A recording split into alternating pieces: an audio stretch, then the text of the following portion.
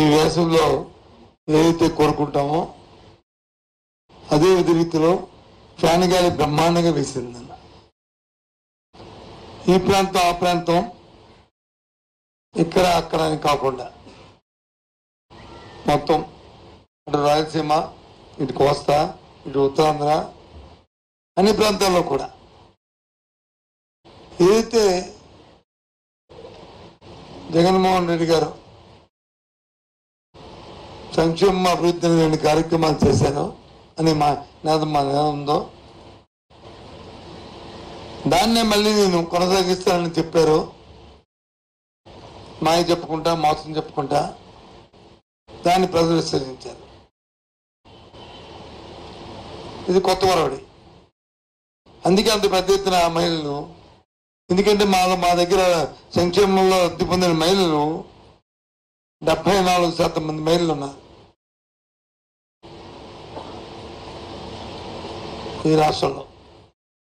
74% మంది మహిళలు పెద్ద ఎత్తున వచ్చి మా తాలూకు ఆత్మగౌరవం కాపాడాడు జగన్మోహన్ రెడ్డి గారు, నా అన్నగా, నా తమ్ముడుగా,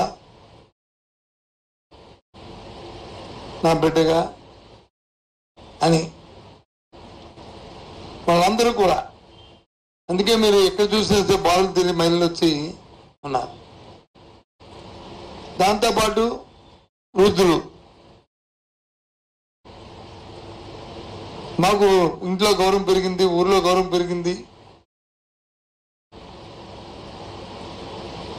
మమ్మల్ని వచ్చి చేతిచ్చి ఆదుకున్నాడు. ఈయన 1వ తరగతి పెన్షన్ అనేది ఆశామాసి ఎప్పుడు మేము జీవితంలో చూడలేదు. పేదరికమైన మా తిరిగికంట ఈయన జగన్మోహన్ రెడ్డి ఆదుకున్నాడు, దాన్ని మరిపించాడు. ఈ బాబు 10 కాలాల పాటు ఉండాలా జగన్మోహన్ రెడ్డి గారు, ఉంటేనే న్యాయం జరుగుతుందని వాళ్ళందరూ కూడా పెద్ద ఎత్తున వచ్చారు. తెలుగుదేశం పార్టీ ఎన్నో కుతంత్రాలు పడింది, ఎన్నో కుయుక్తులు చేసింది, ఎన్నో అబద్ధాలు చెప్పింది, ఎన్నో మోసాలు చేసింది. 1 కాదు 2 కాదు.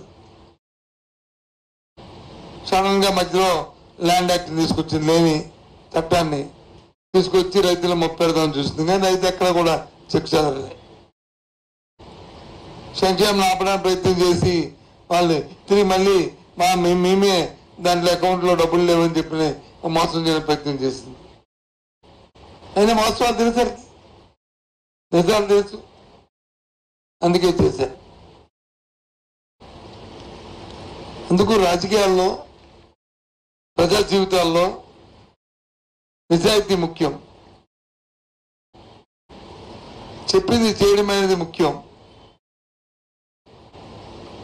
ఓ బ్రాండ్ మాట తప్పుడు మనం తిప్పరని, అది స్వర్గీయ రాజశేఖర గారికి ఉంది, మళ్ళీ జగన్మోహన్ రెడ్డికి వచ్చింది ఆ వారసత్వం. అదే రీతిలో ప్రజలందరూ కూడా వచ్చారు.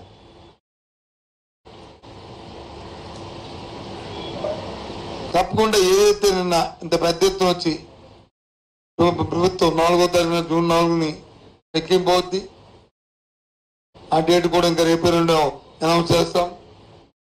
ఇక్కడికే జగన్మోహన్ రెడ్డి వస్తారు, ఇక్కడే ప్రమాణ స్వీకారం చేస్తారు విశాఖపట్నంలోనే. కన్నుల పండుగ ఏదైతే ఆకాంక్షలు ఉన్నాయో ఆకాంక్షల్ని నెరవేర్చడమే కాకుండా ఏవైతే ప్రభుత్వంలో రిఫార్మ్స్ ఉన్నాయో దాన్ని కొనసాగిస్తూ అటు విద్యలో కానీ వైద్యంలో కానీ దాంతోపాటు అభివృద్ధి కార్యక్రమాలు ముఖ్యంగా విశాఖ విజన్ ఏదైతుందో విజన్ అచీవ్ చేస్తూ ఉద్యోగ అవకాశాలు ఇస్తూ జూన్ 4 నుంచి ఆ ప్రక్రియ ప్రారంభమవుతుంది.